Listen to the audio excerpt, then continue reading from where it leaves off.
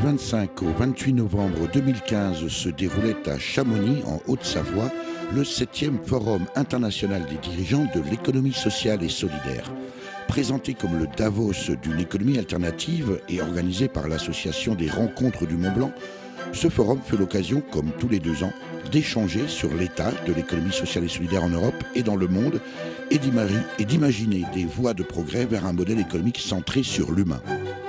Durablement Vôtre, en partenariat avec Oikos Communication, activateur de développement durable. Plus de 300 participants venus de 14 pays, je vous en ai ramené quelques témoignages, à commencer par celui de Thierry Jantet, le président des Rencontres du Mont-Blanc, organisatrice de ce 7e forum.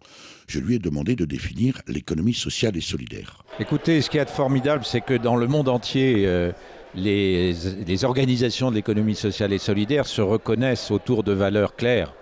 La démocratie, une personne, une voix. La liberté, évidemment, de créer. Et donc, on peut dire que c'est le projet qui domine par rapport au capital. Et d'ailleurs, une des valeurs, c'est le système de propriété, puisque c'est une propriété à la fois privée et collective, je dirais choisie collectivement, puisque ce sont des fonds, ce qu'on appelle dans d'autres entreprises classiques un capital, mais ici impartageable, qui assure la solidité et la durabilité de ces organisations, de ces entreprises. C'est bien sûr l'équité, la juste répartition des richesses créées, évidemment la solidarité et le respect des personnes, le respect des environnements. On a coutume de résumer un peu l'économie sociale et solidaire à des statuts. Non, c'est d'abord des valeurs. Bien sûr, mais qui se traduisent dans des statuts comme les coopératives, les mutuelles. Pour autant, ces statuts-là sont bien plus anciens que le concept même d'économie sociale et solidaire. D'où ça sort, d'où finalement ce concept-là a émergé? Écoutez, c'est vrai que les associations, les mutuelles, les coopératives ont des racines très profondes, parce qu'après tout, quand les artisans fabriquant les cathédrales se solidarisaient pour payer les soins d'un camarade qui était tombé, des choses comme ça, c'était au fond de la mutualisation avant le mot. C'est l'ancêtre de la Donc mutuelle. Ça vient très loin. Mais en 1900, autour des années 1900, Charles Gide, qui était l'oncle de l'écrivain, un grand économiste, a cherché à faire le lien entre toutes ces initiatives. Et il a parlé d'une économie à valeur sociale, et il l'a appelé l'économie sociale. Et d'ailleurs, le premier grand papier qui parle d'économie sociale, c'est celui qu'il a préparé à l'université en 1900.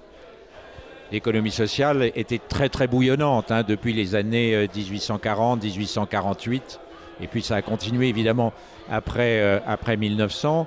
Une économie sociale à la confluence de nombreuses influences, évidemment utopistes, radicales, mais radical au sens français du terme, c'est-à-dire radicalisme traditionnel, si j'ose dire, mais aussi novateur, socialisme, communisme un peu, mais aussi, comme vous le savez, les courants chrétiens, sociaux. Donc c'est la confluence de ces courants de pensée qui fait d'ailleurs la force de l'économie sociale et solidaire. Le rapport 2014 des Nations Unies sur le rôle des coopératives et des mutuelles dans le développement social indique qu'à l'échelle mondiale, les coopératives emploient plus de 100 millions de personnes dans le monde. Au Sénégal, par exemple, l'économie sociale et solidaire représente une véritable alternative au modèle économique dominant. Alors moi, je m'appelle El Hadj Malick Ba, je suis d'origine sénégalaise et je suis le conseiller technique du ministre chargé de la microfinance et de l'économie solidaire. Ça veut dire, M. Ba, qu'il y a au Sénégal un ministre de l'économie sociale et solidaire. On peut dire ça comme ça? Effectivement, c'est un ministère qui a été créé il y a de cela 1 an. Et qui s'occupe à la fois de tout ce qui est microfinance et d'économie solidaire. Alors j'ai assisté, moi, à la présentation que vous avez faite en plénière. que j'ai trouvé, je vous l'ai dit, très, très direct, sans langue de bois. J'aimerais que vous nous répétiez, alors du coup, de façon résumée, ce que vous avez dit tout à l'heure en plénière aux rencontres du Mont Blanc. Voilà, en fait, je n'ai fait que présenter un peu la situation de mon pays. L'objet donc de ma venue ici. Parce que nous sommes un pays pauvre, avec une population jeune, mais ma foi très jeune, donc d'hommes et de femmes, analphabètes, sans emploi et souvent sans qualification. En fait, c'est une bombe sociale. Si on ne prend pas en compte l'aspiration de cette catégorie de population vulnérable, c'est une bombe sociale aussi bien pour nous, les pays du Sud, le Sénégal, dont le Sénégal, que les pays du Nord.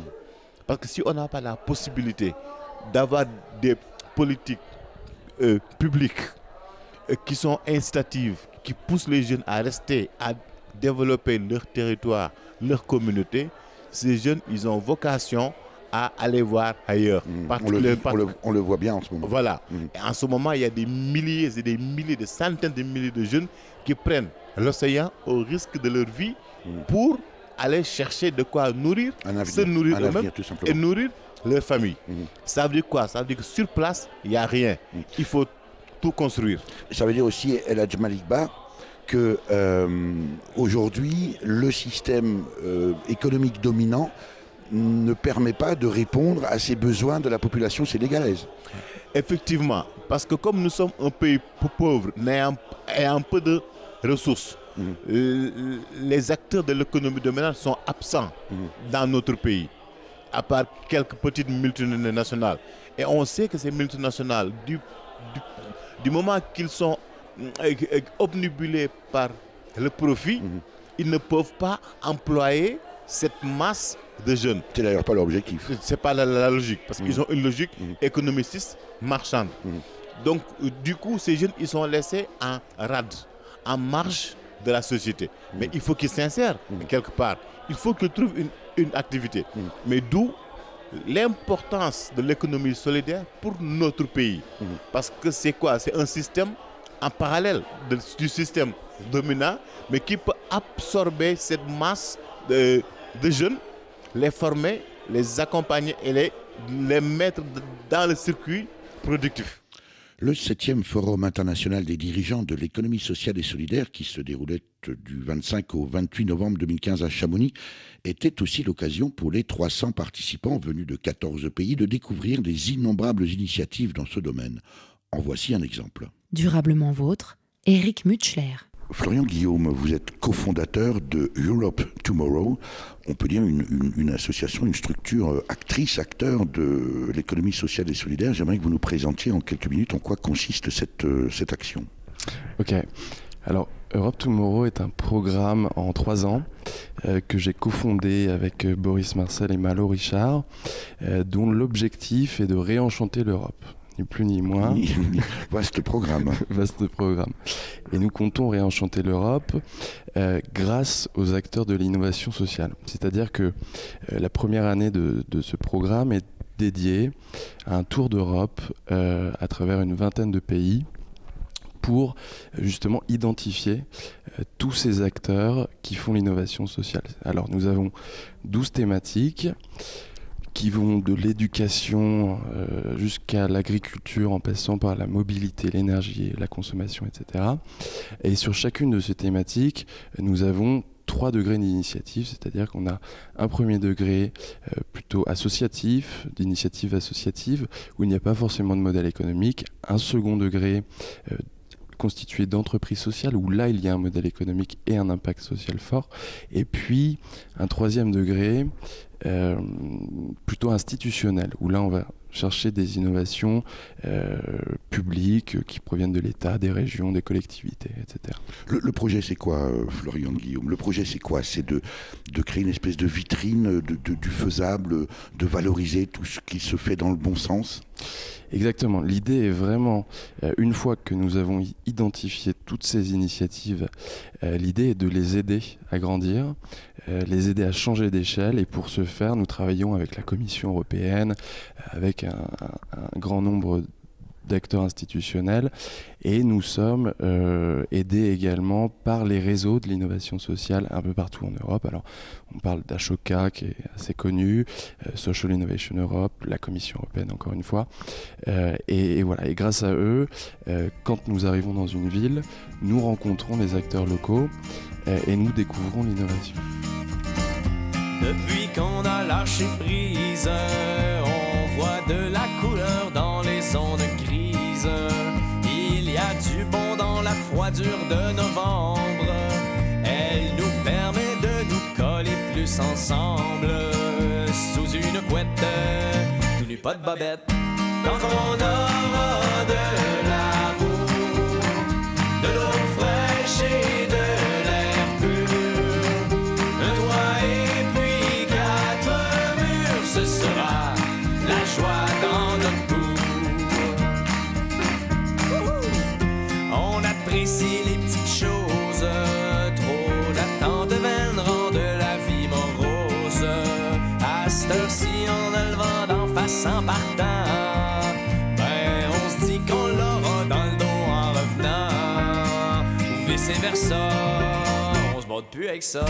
Tant qu'on aura de l'amour, de l'eau fraîche et de l'air pur, un toit et puis 4 murs, ce sera la joie dans notre cour. Solo!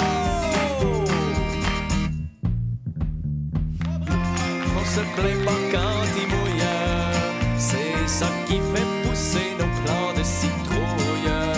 L'été, on est heureux quand il fait très chaud, car le soleil réchauffe nos cœurs d'artichaut. Comme un je t'aime, veux-tu que l'on s'aime? Tant qu'on aura de l'amour, de l'eau fraîche et de l'air pur, un toit et puis 4 murs, ce sera la joie dans notre cour.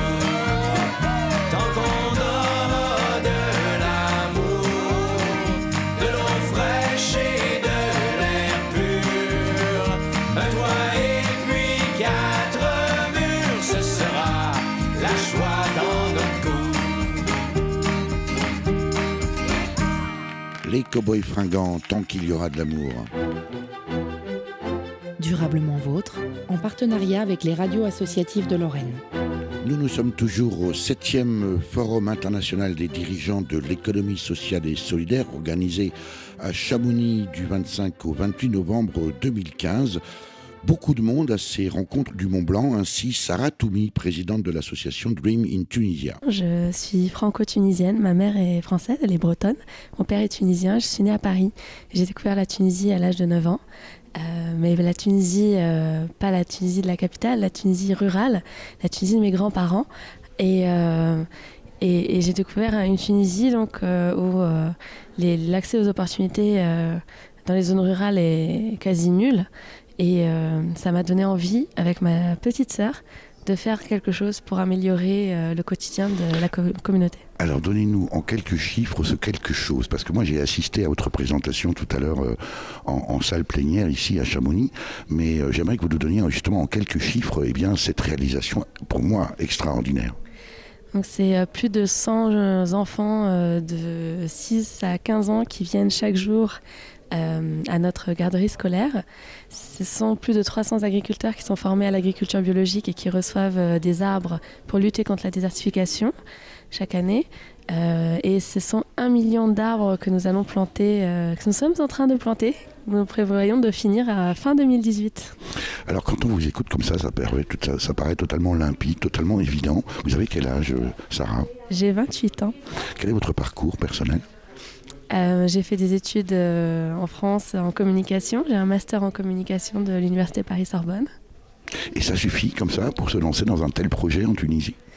Eh bien, Comment vous expliquez ce succès on a presque l'impression que ça vous a dépassé, que vous êtes la première surprise, c'est ça ? Ah oui, oui, c'est vrai que pour moi c'est très limpide et c'est presque devenu normal. Et du coup, c'est vrai que je suis très humble par rapport à ce que je fais. Parce que je pense aussi que je pourrais pas faire tout ça si j'avais pas l'équipe que j'ai derrière. J'ai 24 personnes, 24 Tunisiens des zones rurales qui travaillent avec moi au quotidien. Et comment je l'explique, je pense que c'est question de valeurs. Moi, pour moi, les valeurs de la République en France, elles m'ont bercée depuis ma plus jeune enfance. Et les valeurs de la vie associative aussi. Et donc j'étais engagée déjà depuis le plus jeune âge dans des activités culturelles et sociales en France. Et peut-être que c'est ça aussi qui m'a donné envie. Et puis aussi cette vision, parce que de voir qu'à Paris j'avais tout et que là-bas il n'y avait rien, c'est quelque chose qui vous poignarde dans le cœur, parce que vous vous dites mais comment c'est possible de telles injustices ? Et pourquoi, si personne ne fait rien, alors pourquoi moi je ne fais pas quelque chose ? Dernier témoignage enfin rapporté des rencontres du Mont-Blanc, celui de Monique Vallée, conseillère municipale de la ville de Montréal, à qui j'ai demandé un exemple très concret d'économie sociale et solidaire. Ce qui me vient à l'esprit le plus rapidement, c'est l'expérience qu'on a de cultiver des terrains en pleine ville, en fait, des terrains qui sont rares maintenant. Mais l'ouest de Montréal, de l'île de Montréal, a des terres agricoles qui sont là, qui appartiennent à la ville et qu'on met à la disposition d'un organisme qui s'appelle le regroupement des magasins partage. En fait, c'est cultiver l'espoir. Et cette année, ils ont commencé à faire la culture de deux légumes. En fait, ils ont fait cette année, je pense, c'est les choux et les navets. Et ça va continuer l'an prochain. Ils vont ajouter les patates et les carottes. Mais ça a été un succès. Et c'est très particulier parce qu'il y a aussi une autre entreprise d'économie sociale qui œuvre avec eux, qui sont déjà, eux, une entreprise d'économie sociale, mais aussi il y a des Trois-Pierres qui s'occupent du terrain pour préparer les cultures, mais ça se fait avec, vraiment, c'est un succès. Durablement Vôtre, en partenariat avec les radios associatives de Lorraine. Plus inattendu, la participation du père François Nsi Essono, prêtre camerounais missionnaire en France, qui rappelle lui aussi l'importance de l'économie sociale et solidaire dans son pays et le rôle que les institutions religieuses ont joué et continuent de jouer dans son développement. Nous sommes au XXIe siècle. J'ai l'impression que le temps où le prêtre devrait rester dans sa paroisse, dans sa sacristie, est révolu. Le prêtre que je suis devrait aller à la rencontre du monde, à la rencontre des populations, suivre et vivre les réalités de cette population, et particulièrement le thème ou bien la raison du rendez-vous qui nous réunit ici m'a interpellé, et c'est pour cela que je suis venu. En même temps, Père François-Xavier Nsi Essono, vous préparez également une thèse en sciences politiques. Elle est en lien avec l'économie sociale et solidaire ? Je dirais oui, parce que ma thèse est intitulée La gouvernance éducative au Cameroun, le rôle des acteurs et partenaires nationaux et internationaux dans cette gouvernance. Et l'économie sociale et solidaire, elle est impliquée dans cette recherche tout simplement par la problématique même de cette recherche. Je pars d'un constat fort remarquable au Cameroun. L'État, aussi bien les familles, les organisations et tous les partenaires investissent assez dans la formation des jeunes Camerounais, de l'avenir du Cameroun, mais parallèlement aussi, si le taux d'alphabétisation au Cameroun est à plus de 76%, le taux de croissance est à moins de $3 de PIB par habitant. Ce qui signifie pour les théoriciens du capital humain qu'il y a un souci. Parce que pour eux, à investissement égal devrait correspondre une croissance égale. Alors, sans dévoyer oui. vos travaux aujourd'hui, quelle est votre thèse qui explique ce différentiel, pourrait-on dire? Oui. Qu'est-ce qui explique, d'après vous, cette situation qui semble spécifique au Cameroun? Voilà. Alors, mon hypothèse, c'est que les différents partenaires et acteurs nationaux et internationaux de la gouvernance éducative au Cameroun ne travaillent pas suffisamment en synergie pour pouvoir trouver des voies et moyens pour résoudre ce problème de manque de croissance que connaît le Cameroun. Et moi, je voudrais amener autour d'une table, c'est d'ailleurs l'idée de colloque international que l'association Synergie Estudiantine pour la promotion de l'action intellectuelle et culturelle, cette association que j'ai fondée, organise au Cameroun du 19 au 21 avril 2016 pour réunir autour d'une table les différents acteurs et partenaires nationaux et internationaux de la gouvernance éducative au Cameroun pour discuter de cette inéquation entre le taux d'alphabétisation et le taux de croissance au Cameroun. Pour preuve, enfin, et s'il en fallait une, pour démontrer la part de plus en plus importante de l'économie sociale et solidaire dans le monde, la participation de Mercedes Peña, première dame du Costa Rica, venue aux rencontres du Mont Blanc avec une forte délégation. Au Costa Rica, depuis longtemps, on travaille dans l'économie sociale solidaire. Il y a des organisations qui travaillent, mais c'est depuis un an, avec le changement de gouvernement, qu'on fait vraiment une promotion de l'économie sociale solidaire depuis les institutions. Et on est en train de travailler sur l'encadrement normatif dans des pouvoirs législatifs, mais aussi on voit l'économie sociale solidaire comme une stratégie contre la pauvreté, les inégalités et aussi pour agrandir et pour faire se développer le marché interne. Et on est venu ici pour expliquer ce qu'on fait au Costa Rica, mais aussi surtout pour écouter et apprendre des autres expériences sur l'économie sociale solidaire. Vous allez être concerné, vous êtes déjà concerné par le changement climatique. En quoi l'économie sociale et solidaire peut être une réponse aux conditions et au changement de ce climat? L'économie sociale solidaire est enracinée dans les territoires. Ça développe un sentiment de pertinence, d'appartenir et une identité avec les territoires. Et pour cela, on prend soin et on protège les ressources naturelles et tout l'entourage. Et l'économie sociale et solidaire est importante face au changement climatique pour gérer les ressources naturelles de façon soutenable. Et on sait qu'il faut innover, on sait qu'on a déjà des conséquences du changement climatique et c'est en train de nous affecter, mais avec l'économie sociale solidaire, on pense aussi y répondre. Est-ce que pour vous, l'économie sociale et solidaire est une alternative profonde à l'égard de l'économie majeure ou dominante, ou est-ce que ça doit ou ça peut rester ou ça restera un modèle marginal? L'économie sociale solidaire est une économie qui vient faire un complément à l'économie dominante actuelle, mais elle ne doit pas rester marginale. Elle doit plutôt réussir à